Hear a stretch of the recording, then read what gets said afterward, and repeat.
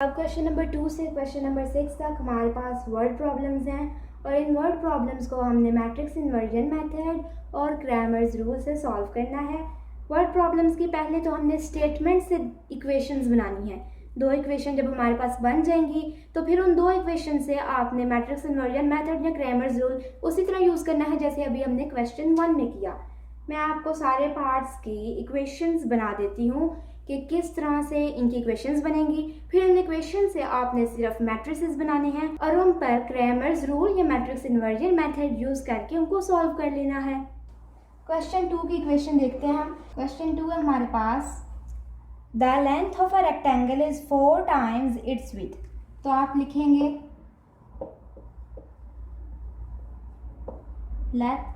Length of rectangle is equal to x is 4 time its width। और पहले आप लिखते हैं width of rectangle। इक्वेशन के लिए x और y को हम यूज़ करते हैं तो हमने लेंथ को लेट किया x और width को y। अब according to the given condition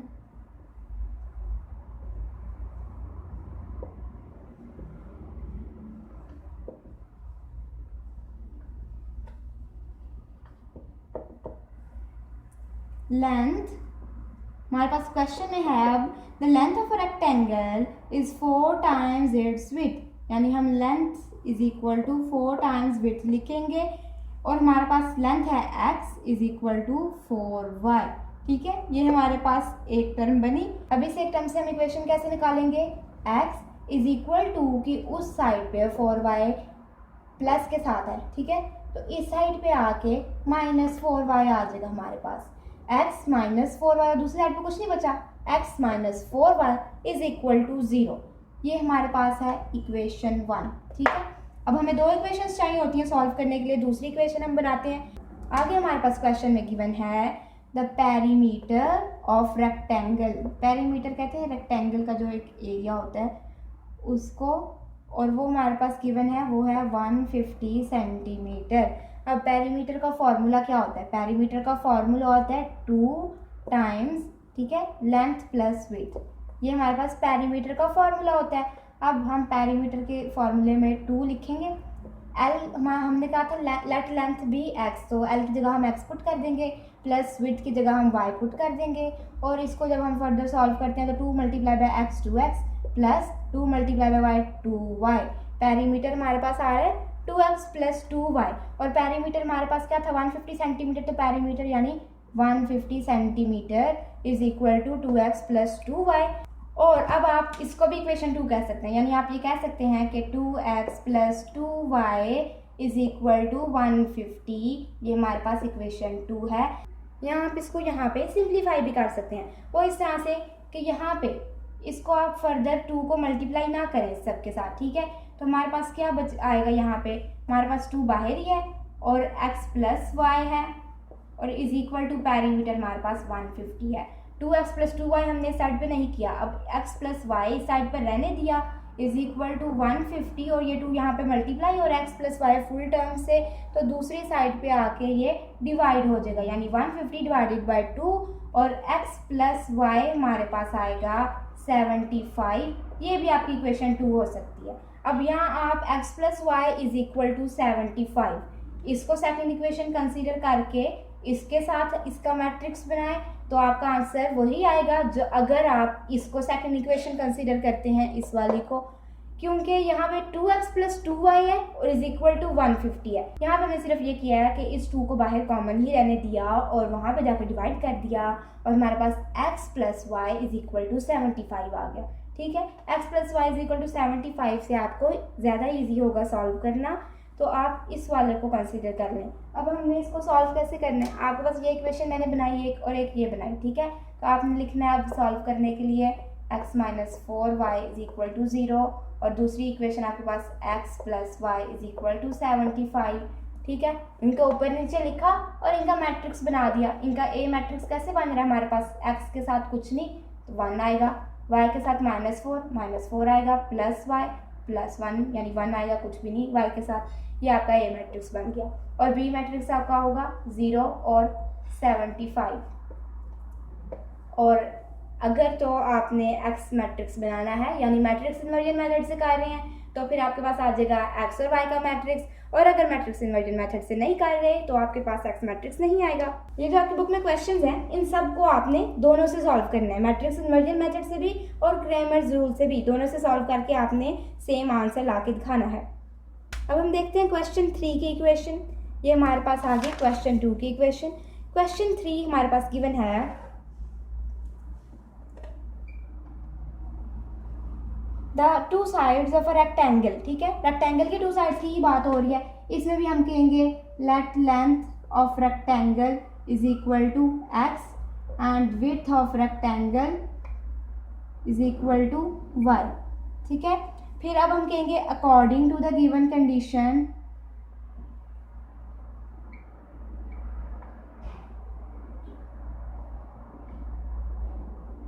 अब कंडीशन हमारे पास क्या है, two sides of a rectangle differ by 3.5। Differ मतलब माइनस का साइन आएगा। ठीक है, अकॉर्डिंग ये मैंने यहाँ पे पूरा नहीं लिखा। डिफर कैसे करेंगे, हमारे पास एक एक्स है और एक वाई है, यानी एक लेंथ और एक विड्थ है। ये रेक्टेंगल की दो साइड्स हैं और क्वेश्चन है हमारे पास two sides of a rectangle differ यानी एक्स माइनस वाई। ठीक है, एक्स और वाई टू साइड्स हैं, ये डिफर करती हैं, यानी इनको हम सब्ट्रैक्ट करेंगे बाय 3.5 सेंटीमीटर, यानी इनको अगर हम सब्ट्रैक्ट करते हैं तो हमारे पास जो बचेगा वो 3.5 होगा। ठीक है, इस तरह से आपने इसकी इक्वेशन 1 निकाल ली। अब इक्वेशन 2 कैसे निकालनी है, find the dimensions of rectangle if its perimeter is 67 centimetre. ये भी आपके पास क्वेश्चन में गिवन है। अब क्वेश्चन में आपके पास पेरीमीटर गिवन है जो है 67 सेंटीमीटर, और पेरीमीटर का फॉर्मूला है 2 multiply by length plus width. ठीक है, पेरीमीटर अब 2 multiply by length plus width की जगह हम पुट करेंगे x plus y is equal to perimeter का फॉर्मूला ये, और पेरीमीटर में हमने 67 पुट कर दिया। 2 अब यहाँ तो 67 से आके मल्टीप्लाई आप कर लें। ठीक है, यहाँ पे आ जाएगा x plus y is equal to 67 divided by 2, x plus y is equal to 67 divided by 2 33.5। अब आपके पास दो वैल्यूज़ आ गई, एक एक्स माइनस वाई 3.5 और एक एक्स प्लस वाई 33.5। और अगर आप यहाँ पे 67 डिवाइडेड बाई 2 करके 0.5 में आंसर नहीं लाना चाहते, 33.5 नहीं करना चाहते, तो इसका दूसरा आपके पास अल्टरनेटिव ये है कि आप 2 को x और y से मल्टीप्लाई कर दें, यानी 2x प्लस 2y कर दें और इज इक्वल टू 67। इसको भी आप इक्वेशन 2 कह सकते हैं और इसको भी इक्वेशन 2 कह सकते हैं। ठीक है, और अब आपने इन दोनों इक्वेशंस को ऊपर नीचे रखना है, यानी आप लिखेंगे x minus y is equal to 3.5 और 2x minus 2y is equal to 67, और इनका मैट्रिक्स बनाएंगे मैट्रिक्स ए और बी, और अगर मैट्रिक्स इन्वर्जन मेथड यूज़ कर रहे हैं तो मैट्रिक्स एक्स बी। उम्मीद है आपको ये सब समझ आ रही है। अगर कोई क्वेश्चन है तो कमेंट्स में ज़रूर पूछिएगा। अब हम क्वेश्चन नंबर 4 का सॉल्व करेंगे और इसकी इक्वेशन निकालेंगे। हमारे पास क्वेश्चन है the third angle of an isosceles triangle. Isosceles triangle एक ऐसी ट्राइंगल होती है जिसकी दो साइड्स, ठीक है, फॉर एग्जांपल ए और बी हैं, यहाँ पे इसकी दो साइड्स सेम मेजर की हो और थर्ड साइड जो है डिफरेंट मेजर की हो, इक्विलेटरल जिसकी सब सेम मेजर की हो।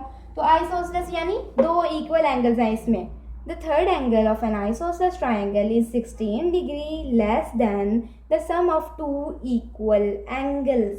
अब हम पहले यहाँ पे लिखते हैं let two equal angles, ठीक है, इसकी जो दोनों equal angles हैं उसको हम let कर रहे हैं b x, ठीक है, दोनों equal angles को हम x कह रहे हैं। अब अगर ये हमारे पास एक isosceles triangle है, यानी इसकी ये वाली साइड और ये वाली साइड आपस में सेम है, तो इसको भी हम x कह सकते हैं और इसको भी x, यानी अगर ये 5 है तो दूसरी भी 5 है, x की ही बात हो रही है, ठीक है। और इसकी जो थर्ड साइड है उसको हम कह देंगे third angle, let third angle is equal to y, ठीक है। थर्ड को जो अलग एंगल है उसको हमने y कह दिया आइसोसेलेस ट्राइंगल में। अब इसको सॉल्व करने के लिए हमारे पास क्वेश्चन में गिवन है कि सम ऑफ टू इक्वल एंगल्स, बात हुई है क्वेश्चन में the third angle of an isosceles triangle, जो तीसरी एंगल है यानी वाई एंगल जिसको हमने थर्ड एंगल कहा है, वाई कहा है, उसको हमने the third angle of an isosceles triangle is 16 degree less, ठीक है, 16 डिग्री लेस है, यानी माइनस करेंगे 16 डिग्री को, then the sum of two equal angles के सम से, ठीक है। अब हम एक टर्म निकाल रहे हैं सम ऑफ टू इक्वल एंगल्स, तो सम ऑफ टू इक्वल एंगल्स हमारे पास आएंगी यानी x प्लस एक्स, ठीक है, दोनों एंगल्स को हमने x ही कहा, x प्लस एक्स आ जाएगा हमारे पास 2x, ये एक टर्म हमारे पास निकल आई। अब हम लिखेंगे according to the given condition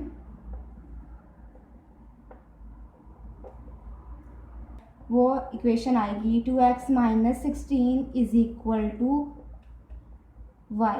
इस तरह से कि हमारे पास क्वेश्चन में गिवन है थर्ड एंगल, ठीक है, थर्ड एंगल यानी y जो एंगल है of an isosceles is 16 degree less than the sum of two equal angles, यानी अगर हम टू इक्वल एंगल्स के सम से लेस करें 16 डिग्री को जो है 2x माइनस 16, ठीक है, उससे हमने ये निकाला। और the third angle of an isosceles triangle जो हमें शुरू में गिवन है वो था y, थर्ड एंगल हमारे पास y है, उससे हमने ये इक्वेशन निकाली। अब इस इक्वेशन को हम अरेंज करके लिखेंगे 2x और x और y को हमने इकट्ठे लिखना होता है इक्वेशन में, प्लस y है यहाँ पे आके माइनस y हो जाएगा, और माइनस 16 है यहाँ पे आके प्लस 16 हो जाएगा यानी 16। 2x minus y is equal to 16, ये हमारे पास आ गई इक्वेशन 1। अब इक्वेशन 2 फाइंड करते हैं। इक्वेशन 2 हम कहेंगे ये आपके पास क्वेश्चन में गिवन नहीं, ये हमने आइसोसेलेस ट्राइंगल के होते हुए फाइंड की, यानी सम ऑफ इंटीरियर एंगल्स। एक आइसोसेलेस ट्राइंगल जो होती है उसकी जो ये वाली इंटीरियर एंगल्स होती हैं इनको अगर ऐड किया जाए यानी y प्लस 2x किया जाए तो हमारे पास आता है 180 डिग्री। हमने टू इक्वल एंगल्स यानी इस एंगल और इस इक्वल एंगल को x कहा है और थर्ड एंगल जो है उसको y कहा है। ये थर्ड एंगल जो डिफरेंट है उसे हमने y कहा हुआ है।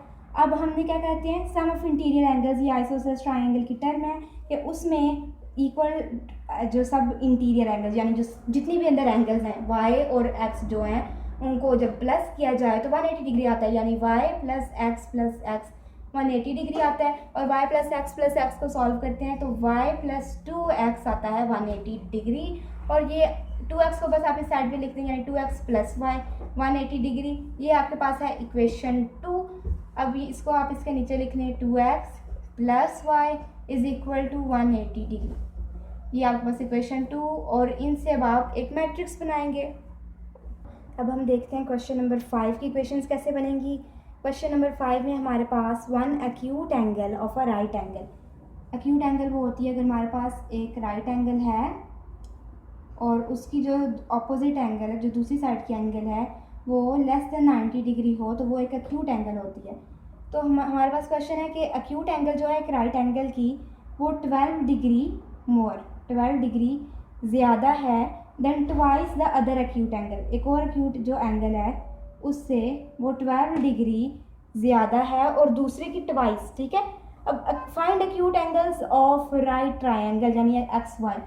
तो फाइंड हमने क्या करनी है एक्यूट एंगल्स, इसका मतलब है एक्यूट एंगल्स हमारे पास होंगी x and y. Let acute angles be x and y. अब हमारे पास जो कंडीशन है उसके मुताबिक एक्स अगर एक एक्यूट एंगल है और वाई दूसरी है तो उसके मुताबिक x is equal to 2y plus 12, क्योंकि हमारे पास ये है कि एक एक्यूट एंगल राइट ट्राइंगल की is 12 degree more than twice the other acute angle, यानी अदर एक्यूट एंगल की ट्वाइस जो होगा 2y और 12 डिग्री मोर यानी प्लस 12। तो उससे हमने ये इक्वेशन निकाली। कंडीशन हमारे पास ये है तो 2y प्लस 12 और ये क्या है एक एक्यूट एंगल इस तरह की है, मतलब दूसरी एक्यूट एंगल के ट्वाइस भी है और उसमें 12 डिग्री मोर है, ठीक है। ये हमारे पास एक्स एक्यूट एंगल है। अब इसको रेंज हम करेंगे एक्स प्लस 2y यहाँ के माइनस 2y हो जाएगा इज इक्वल टू 12। हमारे पास आ गई इक्वेशन 1, ठीक है। X minus 2y is equal to 12। हमारे पास आएगी sum of angles of triangle A B C is equal to 180 degree, ठीक है। ये हमारे पास एक गिवन वैल्यू है कि कि सारे ट्राइंगल्स की जब हम एंगल को सम करते हैं, ऐड करते हैं, तो हमारे पास 180 डिग्री आता है। इसी तरह अगर हम x प्लस वाई करें और प्लस 90 डिग्री की एंगल करें, एक 90 डिग्री की एंगल है, एक एक्यूट एंगल को हमने x कहा और एक एक्यूट एंगल को y कहा, तो x plus y plus 90 degree यानी तीनों एंगल्स को जब हम ऐड करते हैं तो हमारे पास उसका सम आना चाहिए 180 डिग्री। तो इसको हम इस तरह से सॉल्व कर सकते हैं कि x प्लस वाई एक साइड पे रहेगा 180 डिग्री और प्लस 90 डिग्री दूसरी साइड पे जाके माइनस 90 डिग्री हो जाएगा। x प्लस वाई हमारे पास आएगा is equal to 180 degree minus 90 degree यानी कि 90 degree 90। x plus y is equal to 90, ये हमारे पास है इक्वेशन 2। और अब आपने बस इन दोनों इक्वेशंस को ऊपर नीचे रखना है और इनके मैट्रिक्स बना के इनको सॉल्व करना है। ये दो इक्वेशन आ गई हमारे पास क्वेश्चन नंबर 5 में। उम्मीद है आप मैट्रिसेस खुद आगे इजीली सॉल्व कर सकेंगे। कोई भी क्वेश्चन होगा तो आप ज़रूर पूछिएगा। अब हम देखते हैं क्वेश्चन नंबर 6 की इक्वेशंस कैसे बनाना। क्वेश्चन नंबर 6 में हमारे पास है 2 cars that are 600 kilometre apart are moving towards each other.